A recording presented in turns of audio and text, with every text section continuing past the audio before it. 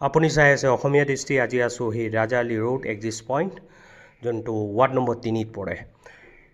এয়া হ'ল ward number 3 Rajaali road exit point.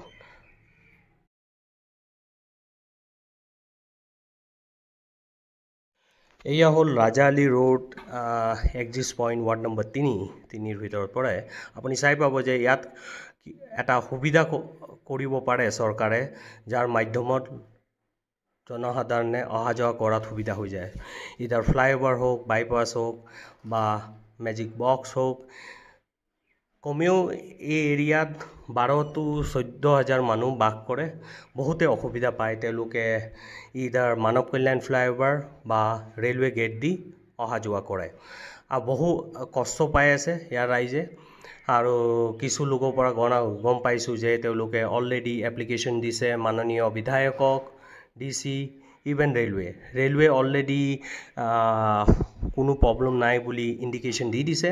De are ready to coordinate with the local administration, যাতে চৰকাৰে কিবা এটা সোনকালে পদক্ষেপ গ্ৰহণ কৰে। ইয়াত ৰাইজে বহুতে কষ্ট পাই আছে, তেওঁলোকে ফ'ৰ্চফুলি ইদাৰ দে আৰ গোয়িং থ্ৰু মানৱ কল্যাণ ফ্লাইঅভাৰ বা ৰেল গেট। চ' কিবা যদি ব্যৱস্থা আৰু সুযোগ আছে, অপশ্যনছ আছে, তো চৰকাৰে সোনকালে পদক্ষেপ ল'ব লাগে।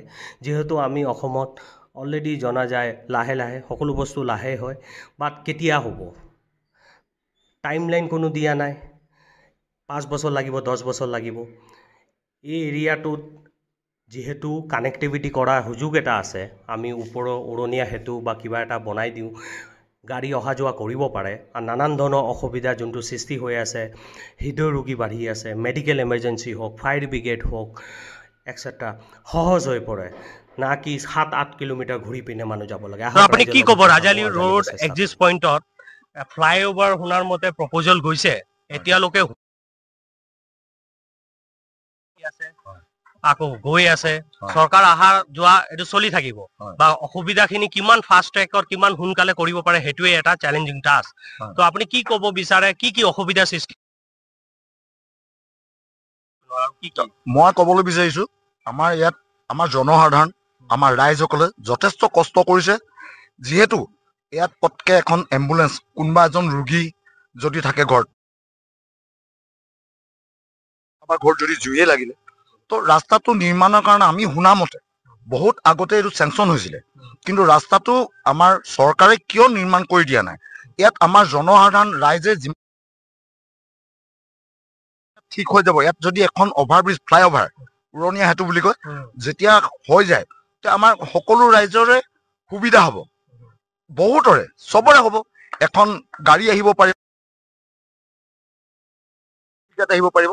তো ৰাইজে মই চৰকাৰক এইটোৱে অনুৰোধ কৰিম বা অনুৰোধ কৰিছোঁ হাতযোৰ কৰি পিনে, অতি সোনকালে যাতে এইখিনি কৰি দিয়ে। কাৰণ এই কামটো বহুত আগতেই, ৰাস্তা নিৰ্মাণৰ এইটো পদ্ধতিটো বহুত আগতে মই তেখেতসকলৰ ওচৰত অনুৰোধ জনাম। আপুনি দেখি পাইছে যে কি অসুবিধাৰ সৃষ্টি হৈছে। তো সোনকালে যাতে ইয়াত কিবা এটা ব্যৱস্থা গ্ৰহণ কৰে, চৰকাৰে গ্ৰহণ কৰক। অলৰেডি প্ৰপ'জেল দিয়া হৈছে, এডমিনিষ্ট্ৰেশ্যনক দিয়া হৈছে। অলৰেডি তেওঁলোকে কৈছে কি in a process of approval, but তাৰ বাহিৰেও কি দৰকাৰ তেওঁলোকে জানিব। সোনকালে ষ্টেপটো লোৱাটো দৰকাৰ। আজি হ'ব, কালি হ'ব। আমি যিহেতু লাহে লাহে আমাৰ অসমখন জনা গৈছে, এই লাহে লাহে পৰা আমি কিমান ফাষ্টত ওলাই আহিব পাৰোঁ আৰু অসুবিধাবোৰ সোনকালে সমাধান কৰিব পাৰোঁ, তেতিয়াহে যাই ডেভেলপমেণ্ট ফ'কাছ কৰে।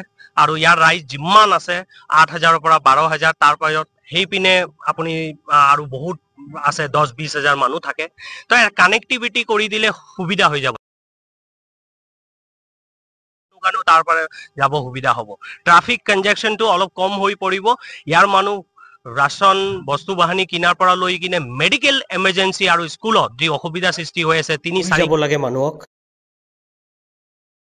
ইয়াত যদি কিবা এটা ব্যৱস্থা কৰি দিব, উৰণীয়া সেতু হওক, বাইপাছ হওক, মেজিক বক্স হওক, সোনকালে যাতে তেওঁলোকে ফাষ্ট ট্ৰেকত কিবা এটা পদক্ষেপ গ্ৰহণ কৰে আৰু সোনকালে যাতে ইয়াত ডেভেলপমেণ্ট কৰি কিনে অসুবিধাখিনি কম কৰি দিয়ে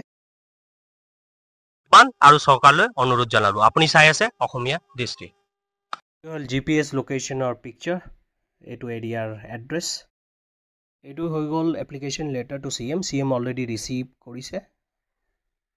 এইটো হৈ গ'ল application letter to railway GM and DRM আৰু তেওঁলোকৰ কোনো অসুবিধা নাই, ৰেডি টু কোঅৰ্ডিনেট বুলি গ্ৰীণ ছিগনেল দিছে।